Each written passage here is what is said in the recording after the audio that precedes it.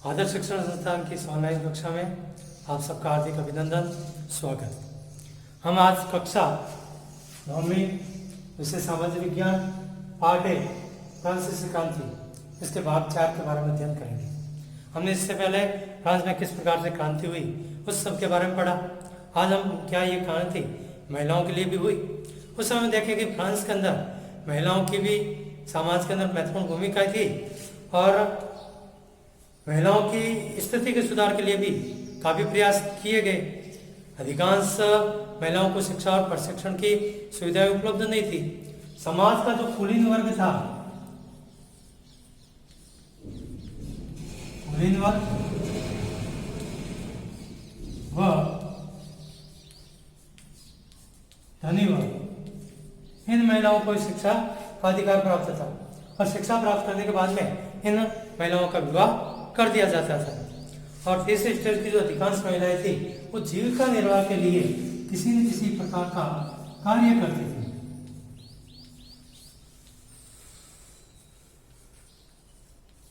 इसके अंदर प्रमुख कार्य अपन देखें तो सिलाई,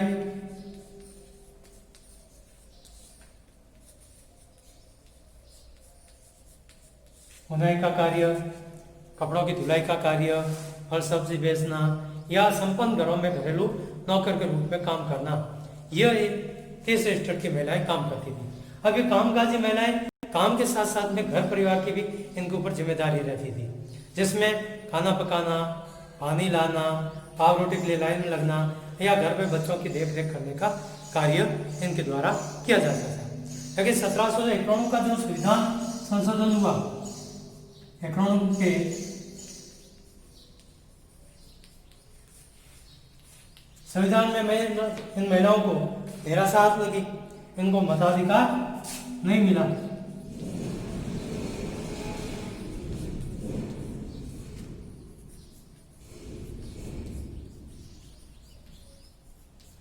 इस संविधान के अंदर भी महिलाओं को निष्क्रिय नागरिक के रूप में माना गया था। अब उस समय महिलाओं की भीड़ भी मजदूरी अपन देखें तो पुरुषों से काफी कम थी। अब महिला कल, उस समय फ्रांस के अंदर राजनीतिक गतिविधियां प्रारंभ हो चुकी थी। महिलाएं भी अपने हितों की रक्षा के लिए राजनीतिक गतिविधियों में बढ़ चढ़कर भाग लेती थी। तो इन्होंने अपनी राजनीतिक हितों की पूर्ति करने के लिए अनेक प्रकार के क्लब बनाए और उस समय लगभग 60 महिला क्लब थे जो महिलाओं की मांगों को ध्यान में रखकर आगे काम करते थे। इनकी जो प्रमुख मांगे थी, राजनीतिक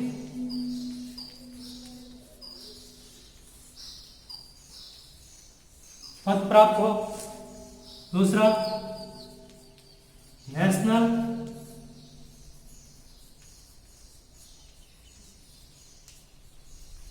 असेंबली में इनका चुनाव किया जाए और तीसरा था इनको मताधिकार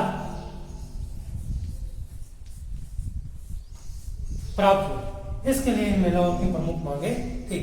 जो क्रांतिकारी सरकार थी उसके द्वारा महिलाओं के हितों के लिए कुछ सुधार कार्य प्रारंभ किए गए थे, जैसे स्कूल शिक्षा लड़कियों के लिए अनिवार्य की गई, सरकारी विद्यालय खोले गए और इसके अलावा जो शादी थी उसको एक स्वैच्छिक अनुबंध माना गया।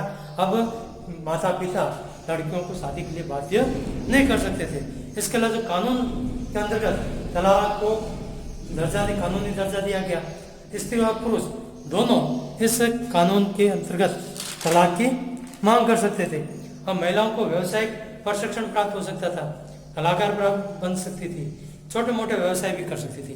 लेकिन फिर भी महिलाओं को राजनीतिक अधिकार अभी भी प्राप्त नहीं थे। इस दौरान अब देखें जो आतंक का राज था, जिसमें मैक्सिमिलियन रॉबेस्पियर इसका शासन था, इसने महिलाओं की राजनीतिक गतिविधियों को कुचलने का कार्य किया। इसने महिला जो क्लब थे उन पर प्रतिबंध लगा दिया गया। कई प्रमुख महिलाएं थी जिनको गिरफ्तार कर लिया गया और बाद में उनके ऊपर मुकदमा चलाया गया और बाद में गिलोटिन पर चढ़ाकर उन्हें फांसी की सजा दे दी गई। इस प्रकार महिलाओं का संघर्ष काफी लंबा चलता रहा। अपने देश भारत जैसा जो देश था जिसमें आजादी के तुरंत बाद महिलाओं को मताधिकार मिल गया था, लेकिन फ्रांस के अंदर जो 1789 के अंदर क्रांति हुई थी, वहां की महिलाओं को मताधिकार प्राप्त करने के लिए काफी लंबा संघर्ष करना पड़ा और अंत में 1946 1946 के अंदर महिलाओं को मताधिकार दिया गया। अब आज का घर कार्य आप देखें।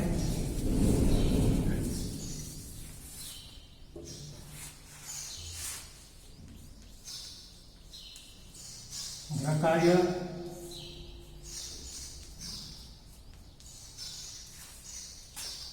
क्रमांक 4। पहला प्रश्न देखें।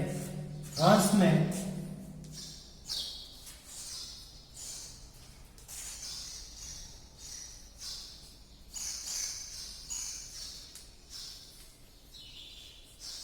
किन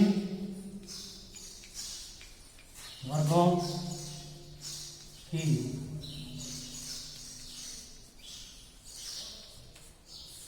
लड़कियों को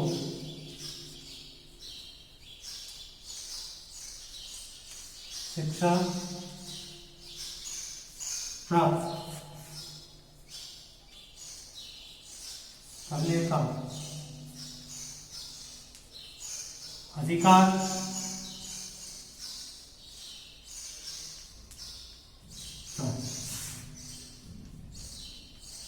प्रश्न संख्या 2।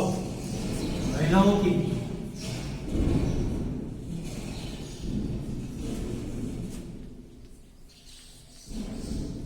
प्रमुख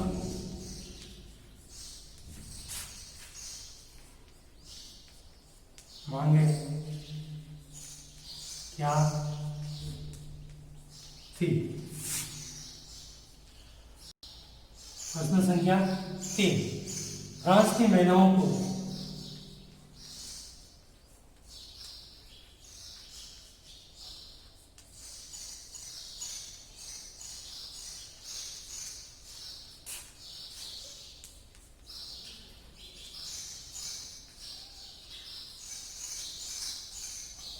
मताधिकार कब मिला? धन्यवाद।